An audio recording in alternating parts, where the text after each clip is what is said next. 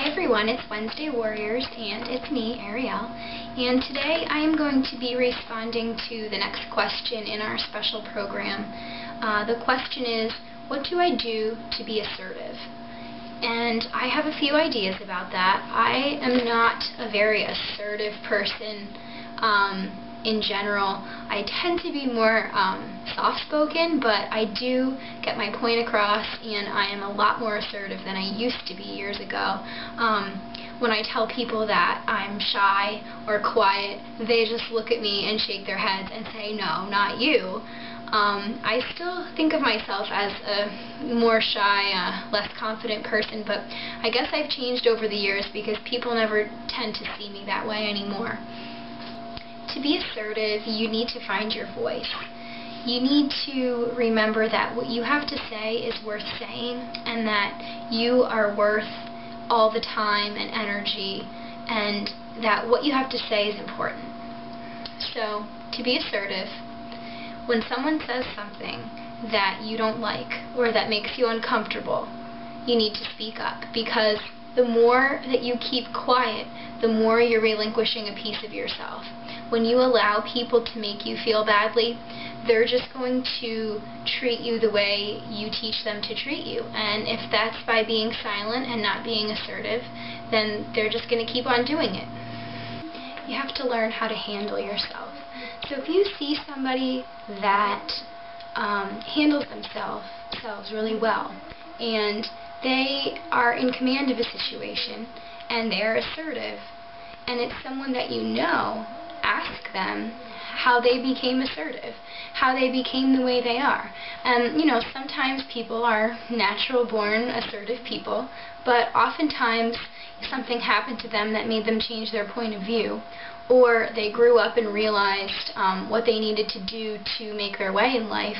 And a lot of people will share that with you, and it's not as strange of a question as you might think. Being assertive means being in control, and you can be in control of your life without being aggressive. A lot of people think assertive and aggressive are the same thing, and I know those two words are very similar, but they do not have the same meaning.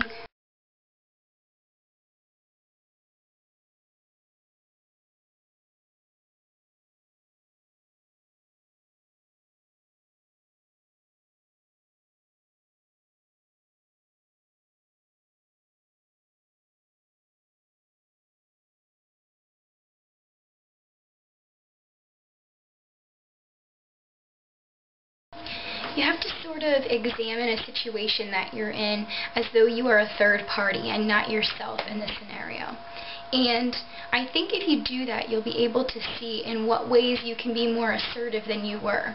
When you go home and you look at a certain situation that just happened and you could have acted differently, you can sort of pinpoint where you went wrong and what you can say and how you can teach yourself to be different in a situation when it comes up again. What do I do to be assertive? Realize that if you are not assertive when you need to be, you are undermining your own confidence. And I talked about this in my last video from last Wednesday when I spoke about low self-confidence and people and situations that undermine one's confidence. And these really go hand in hand. I watched that video before I made this one, and I think that these videos can kind of work side by side. And I think that's the point of this whole program that we as a collaboration are trying to do. Being assertive is learned. You're not going to get there overnight with the snap of your fingers, but you can get there. Being assertive is learned. Something you have to work toward. You know, assertiveness isn't necessarily something that just has to do with eating disorders and eating disorder recovery. Lots of people strive to be assertive. I used to be afraid to order pizza over the phone, or when I went out to a restaurant, I used to be, you know, quote-unquote afraid. I'm not sure what a better word would be to use, but I used to be afraid to order for myself in restaurants. I used to have friends do it, and I just was very timid, and I wasn't assertive at all. And this had nothing to do with my eating disorder, but it was really something that I had to work toward. And I mean, you see me here, I make videos weekly, you know, for so many people to see on YouTube, and I'm definitely much more assertive than I was several years ago. When I was in college, I was very timid, had low self-confidence.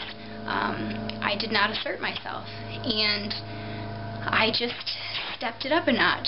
Every time I felt that I was getting stronger, and I stepped it up so many notches that this is the person that I am today. So it definitely can take a while. It depends, you know, how low your self-confidence is right now, or how much assertiveness you're lacking. Everybody's different. Back when I was in college, after being timid and shy and not assertive for a while, I actually decided I was going to try out for the Vagina Monologues, which, if you don't know, is a stage play, and it's amazing. And I just had found it very powerful when I went to see it, and I was really passionate about what it stood for. And I just decided, I'm going to try out for this, and it was completely out of character for me. And I got a really long part. I actually got the longest monologue in the whole show, and it involved doing a British accent, which, as you can see, I'm not British. But anyway, I bit the bullet, and I did something that wasn't my usual self, and it worked out amazingly. It was such a great experience, and it was such a stepping stone for me to be more and more assertive. And as you can see, I mean, that has nothing to do with eating disorders and recovery. It's just assertiveness on its own, assertiveness for what it is. And you can achieve that too. Assertiveness really pays off if you keep applying it. I know I keep sounding like a broken record, and I've probably said assertiveness, you know, 35 times in this entire video, but it's a really powerful word, and a lot of people think that the word assertiveness has negative connotations, and it doesn't. And if you think that it does in some way, you're probably thinking of another word. I mean, right now I'm a caseworker, and much of my job involves seeing clients and talking on the phone all day, and I could not fathom that I could do such a job, you know, say 6 years ago. That would just have been unheard of. So people can change, and they can change for the better, and they can sort of find themselves and discover what they need to do to become more assertive in order to lead better lives, and lives without fear, and lives without low self-confidence. It's such a confidence booster when you can be assertive and have it pay off. You can apply assertiveness to so many general things, your eating disorder aside. You can apply it to dating. You can apply it to health, to family.